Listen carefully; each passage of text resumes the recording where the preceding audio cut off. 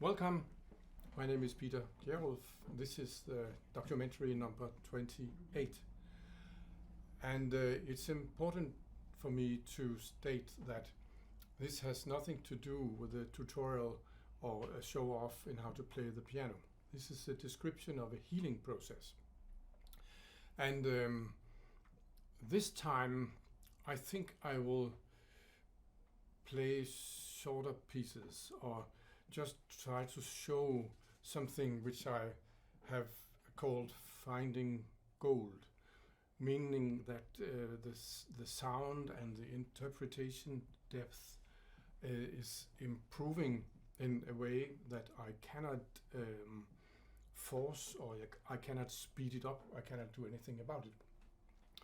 A few weeks ago I had the opportunity to have access to this piano whenever I liked.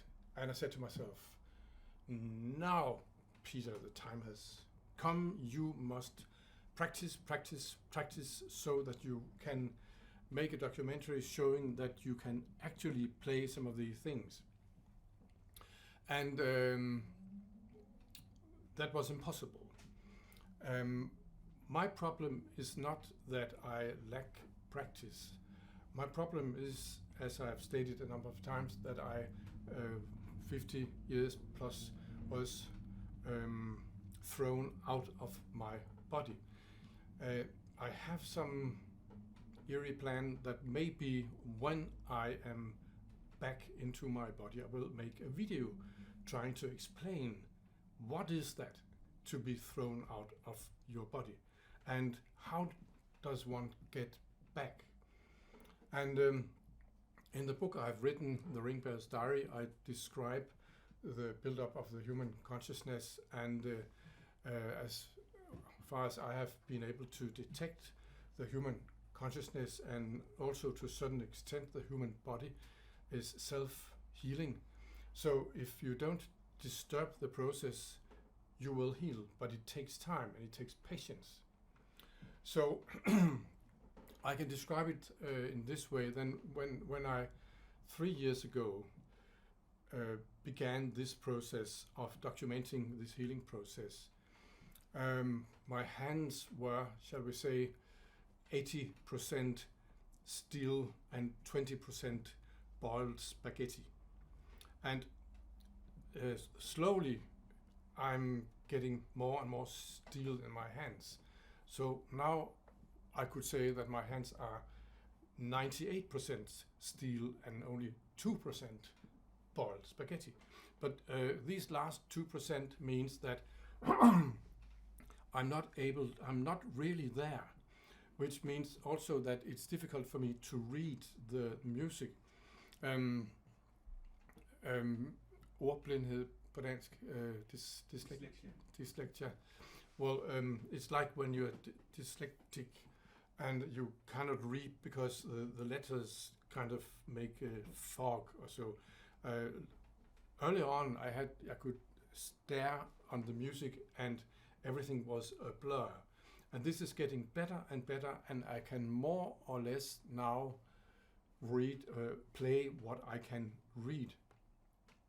This means that I can almost play such things as Liszt's Benediction de Dieu dans la solitude and Liszt's Étude Harmonie du Soir. I can play it technically, but I can't learn it. I have to wait until I'm there. I can give a very few examples. I'm just below the capacity to do it, and then I can do it almost as if I play it prima vista. And well, the thing that I can't practice, if you compare with somebody who'd like to, you are coming on the road, you're coming to a bridge, and somehow this bridge is destroyed, and there's a 10 meters gap from where you are to the other side of the bridge.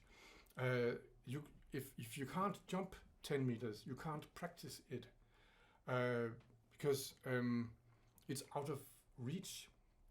What you can hope, and that is where the miracle comes in, is that the gap is slowly getting smaller. And if I compare with my ability to play the piano, the distance between myself and the piano, and the distance between myself and my ability to read is getting smaller and smaller. And as it is getting smaller and smaller, there's a lot of new sounds. I would have loved to, and sometimes I say to myself, now you must really play something that they are convinced that this is going somewhere, and if you can't play these scales or these arpeggios, then practice. But that's not possible. Certain passages I have been playing for almost 50 years, I still cannot play. But suddenly I can play it if I can read it. So what I will do now is to give you some examples of something which I think has improved, and improved so much that that you can see that there's a process going on. And I'm not in any way making these documentaries to show off. That would be stupid. I'm only documenting a process. I don't know now if I will get there, but on the other hand, I think I know that I will get there, because it's increasing. It's getting better and better. I can try to show you some sound examples where I feel that when I play large chords, for instance, these chords are getting easier to play, so that there's more expression in them. And for instance, the Scriabin Etude, Opus 8, number 5. And bear with me, I'll play almost the same thing that I normally play, and maybe a few other things, in order just to demonstrate the sound. And maybe I'll just play a few bars of this and that. But here's this Scriabin study, Etude.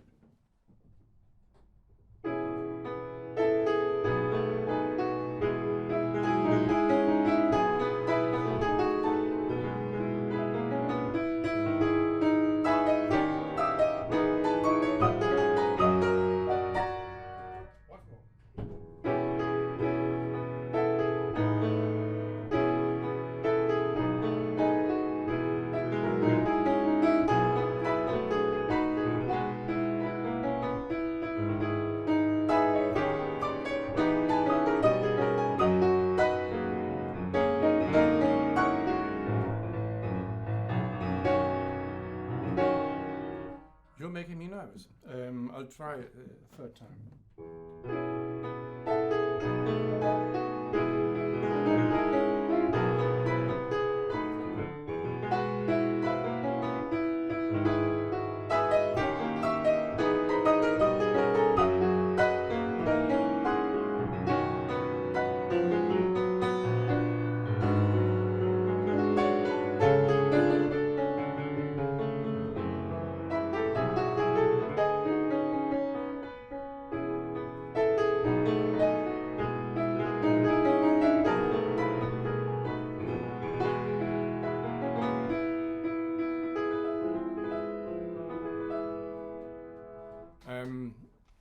There's, for instance, in waltz in first movements, which I've played a lot of times, I won't play the entire thing, but you will be able to hear also that the control of the fingers is getting so that there's much more expression in this piece.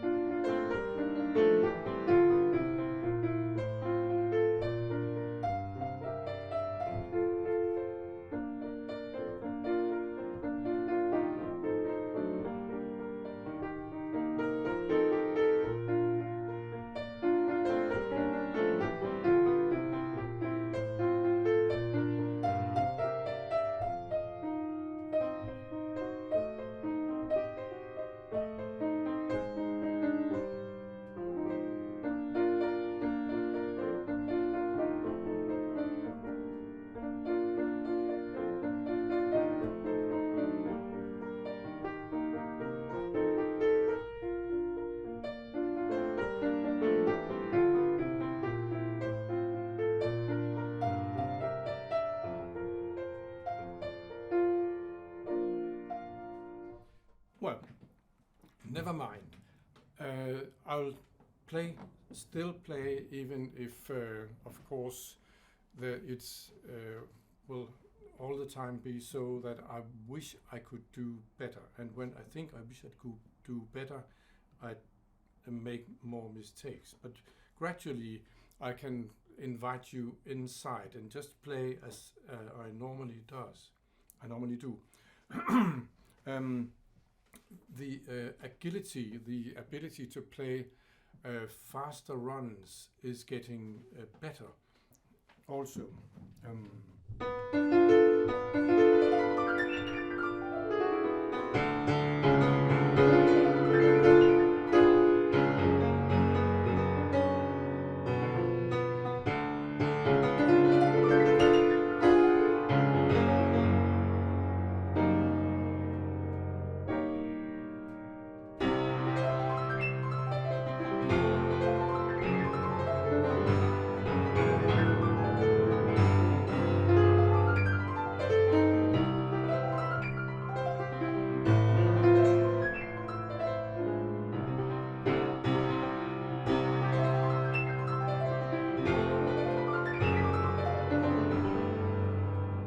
Well, a word here. As you can sense now, I'm getting more and more nervous, which means I'm as if I was a character in a theatrical play. I show you what the process is. In order for me to be able to play the piano, I have to conquer some kind of statement which is constantly pouring over my head. You will never be able to play. So if I want to play something to demonstrate the process, it will be disturbed. But as I try to listen, I now want you to try to listen. So maybe I'll take some of these things again at a later point. But these runs really becomes easier now.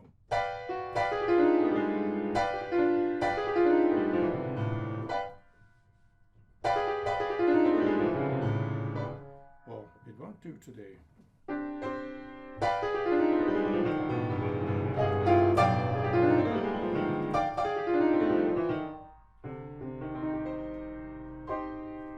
See, now I'm getting to a point where I'm considering simply shutting down all this. But I know there's something I have to conquer, and that is the opinion of other people. So now I'm talking to, I don't know how many. Well, see, the last documentary had 400 views. I was very happy about that. And if I imagine that I'm now trying to convince 400 people that I will be able to play the piano, then I can't play.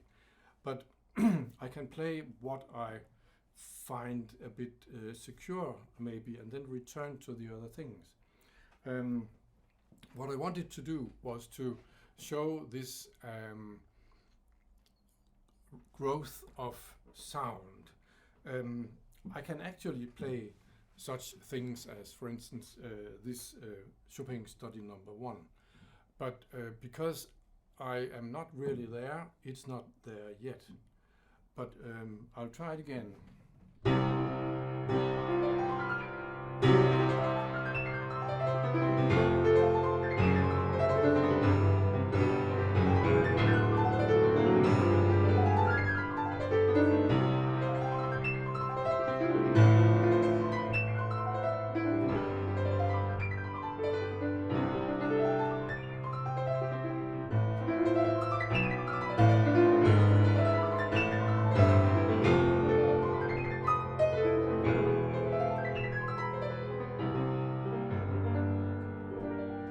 Better, and I can also technically play the Scriabin Fifth Sonata, but I won't be able to play it until it's so easy that I get all the sounds.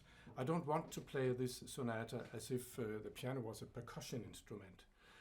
These chords, these big chords, rhythmic chords, after a few pages, I very often hear played as if the piano was a percussion instrument.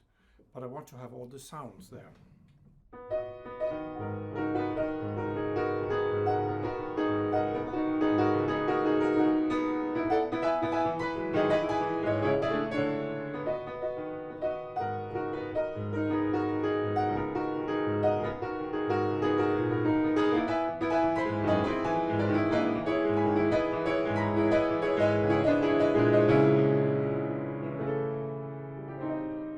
I'm also trying to play the Ravel Daphne St. Chloe suite, and one thing is to move the fingers in a tempo.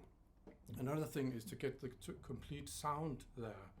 And what is happening to me is that everything is racing to a new and more secure, more sound varied level. You know, there's a lot of bird singing and in this beginning of that.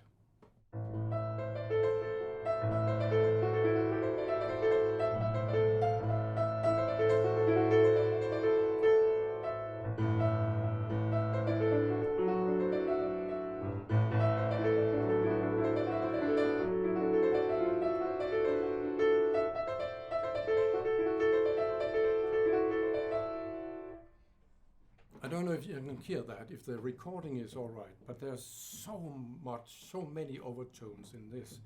And also, when I now and then throw myself into the beginning of Ravel's Gaspard de la Nuit, now I find out that I'm better and better able to play these tones, notes, which describes heavy rain on a window.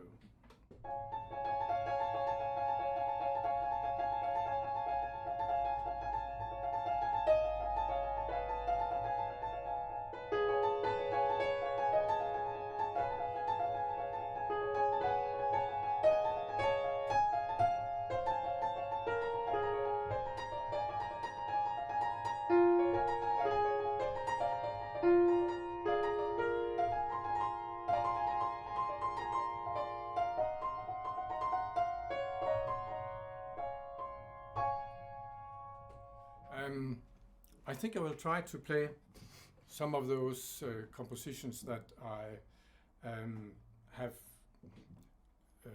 played years ago, and some new thing, just to give an example. There's another study of etude of Scriabin, that's Opus 8 number 8, which is very difficult to read because of flats and sharps and double flats, and I can play it if I can read it. And I'll try to get you and show you some examples of the sound when you get these chords to vibrate. It's that's incredible composition, sound-wise, chord-wise.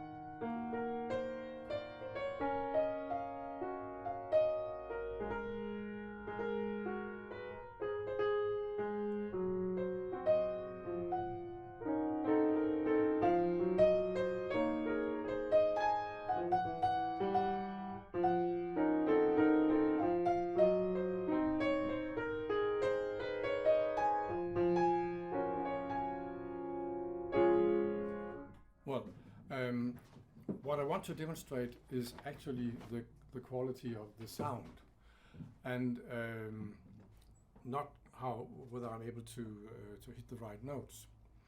I will also just play a bit of this benediction.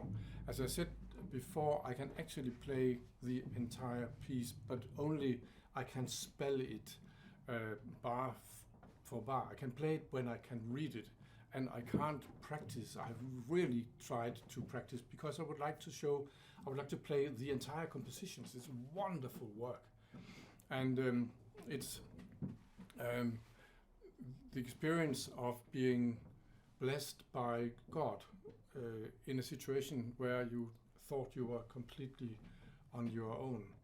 And there is a wavering figure in the right hand like this. And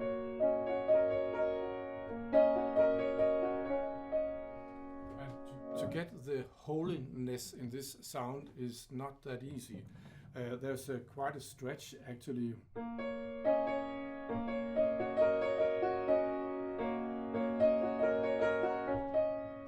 And if you are familiar with the Wagner ring, the sound that Liszt is creating here, it corresponds to the description of the sun shining through the water in the Das Rheingold, and the rainbow bridge in the end of Das Rheingold, and the moonbeams getting into Sieglinde's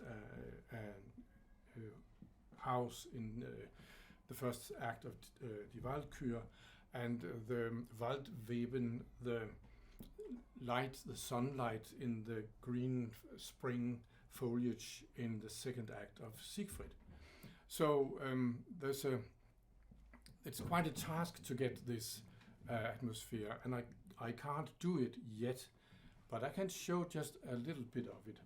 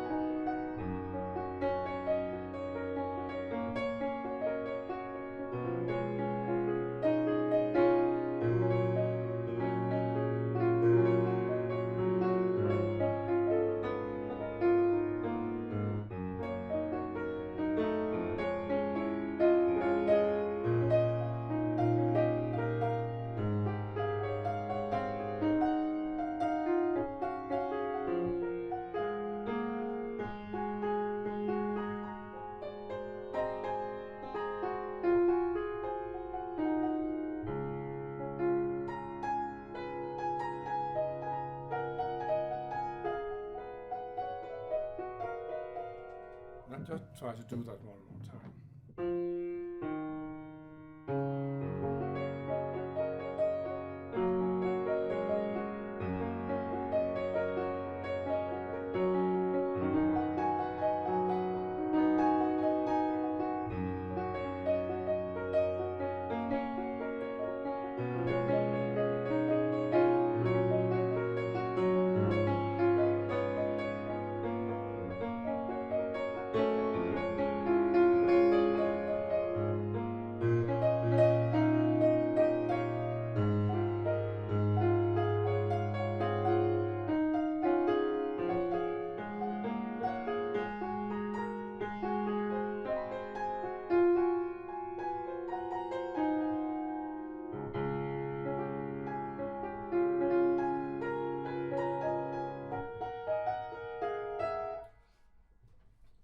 Well, what I love and what I'm proud of, and one of the reasons why I really would love to, I'm still making these documentaries, is because it's coming from within.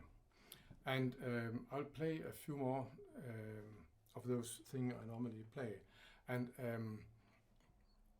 the second Chopin ballad has this slow entrance, or the first 3.5 pages are quite slow. And there's a beauty in this that I can hear it in my head. And I'm now slightly beginning to get it there. And there's a presto con fuoco part which I still cannot play, but as you will be able to hear, I can play it really better now.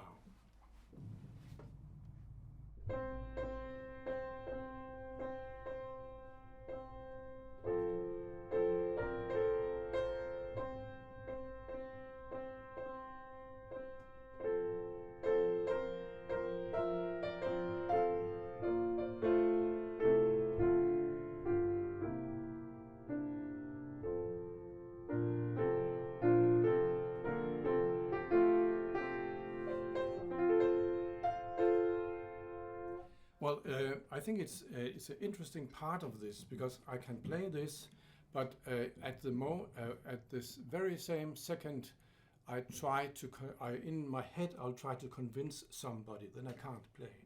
So bear with me, and maybe I will be able to show what is coming. Also, again, this is not a competition, and this is not a show off. I want to show that the healing process can make the music come back from within if I can find my own healing point when I play.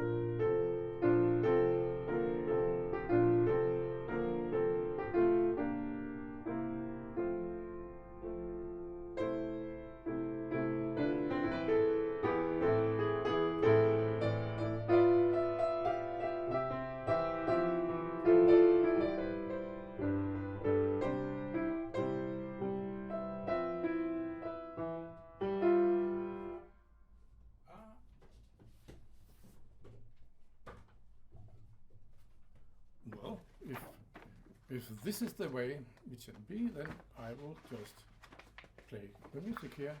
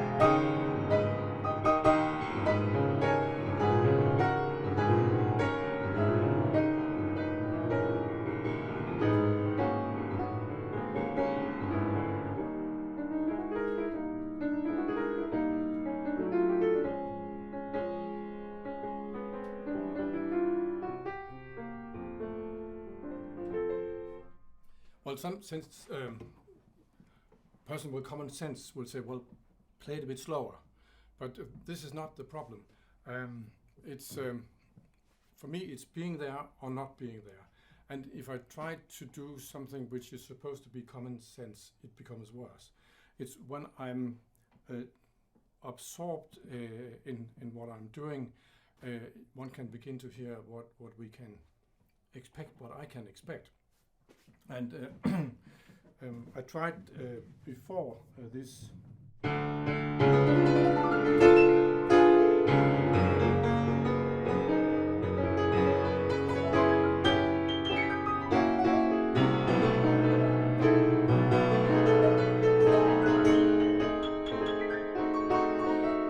It doesn't still work, but it's better.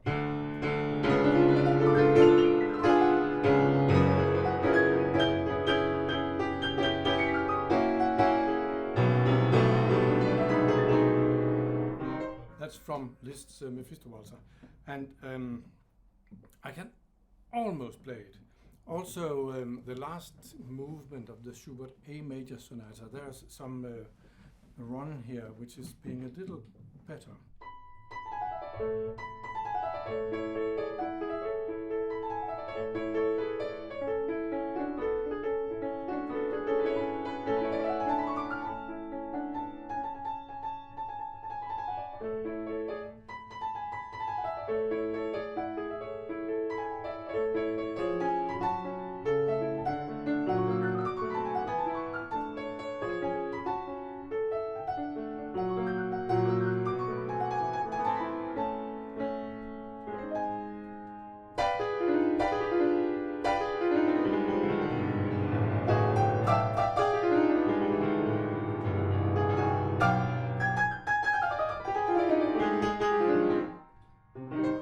That still won't work, but I think I've got some impression still.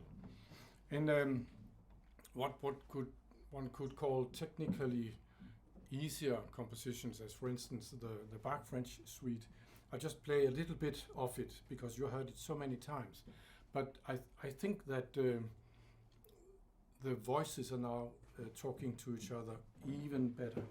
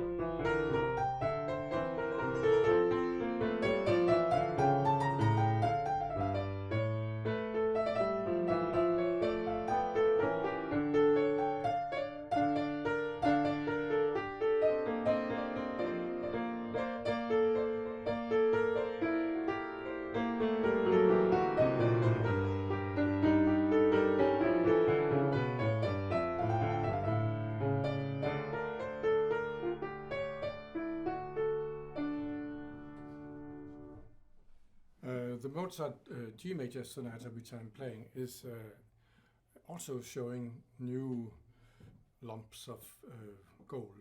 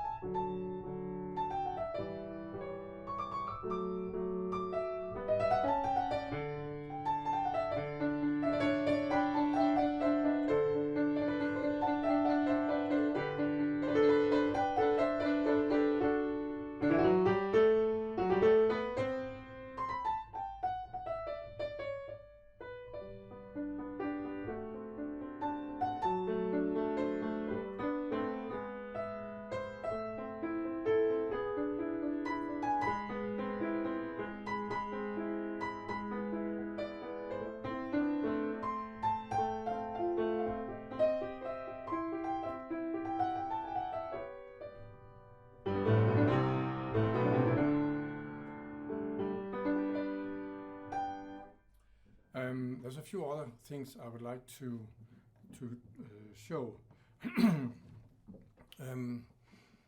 I think I will play the part of the Chopin third ballad, which I normally play. And again, this is test pieces, and I want to show that the chords are more intense, compact, and the interpretation is better. There's still a lot of notes I don't hit, but if you can follow, some of you have followed some of these documentaries, you'll be able to hear that the internal security about what I'm actually playing is getting really better, and it's coming from within. So when what I can play, I can really play. And I don't have to practice that. And this level of capacity increases.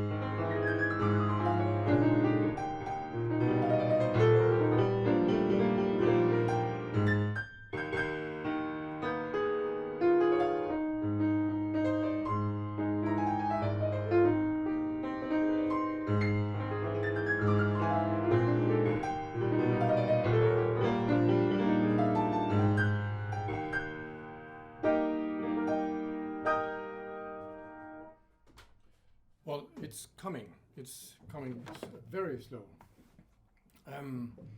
Also, I can't help, for those of you who are still hanging in there, to play this bit of the Liszt sonata which I play.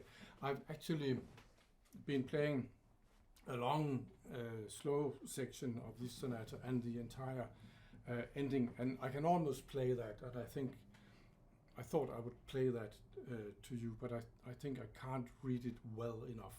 It will be too disturbing, but I can get some wonderful sounds from it, and maybe you will be able to hear this also from this thing I normally play, and then I think there should be no documentary without the wedding on Trollhaugen, and let's see.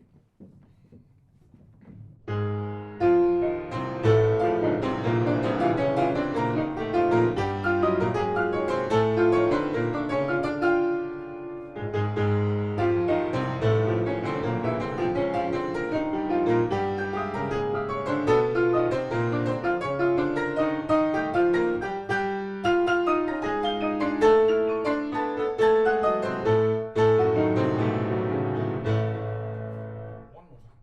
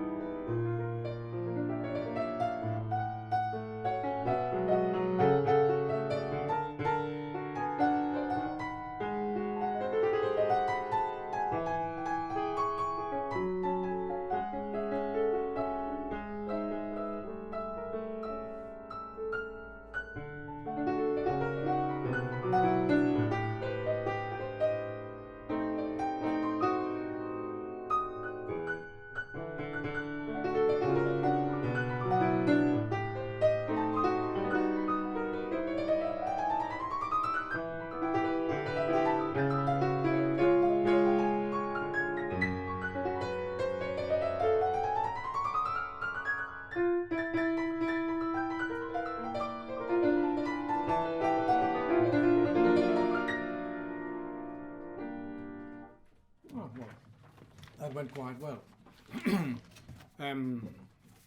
What I love by this approach, which is apparently mine, is that I can't do anything to rush it. I can, from week to week, sit down and play, and then discover this is a kind of a miracle. Something is coming back to me, and it's coming back as if it has always been there, but never has been able to unfold.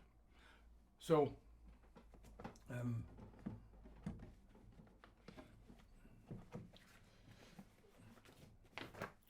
my steady companion, Wedding on Trollhagen. I'm not sure, did I tell my personal story of this composition in the last documentary? I don't think so. Well, when I was 10, my family, my father, mother, my brother, we went to, and we went to some kind of family holiday place. And then at that place, there was persons who could do something for the kids to occupy them. And there was a lady, she was called Birte, and she taught us to make spoons and wonderful things in wood. And I fell in love with Birte. I was 10, and she was probably 35, I don't know. And the last day, when everybody had to this finishing party, and then she played the Wedding on Trollhagen, and that was my first meeting with that composition. So there's a lot of memories for me in this thing.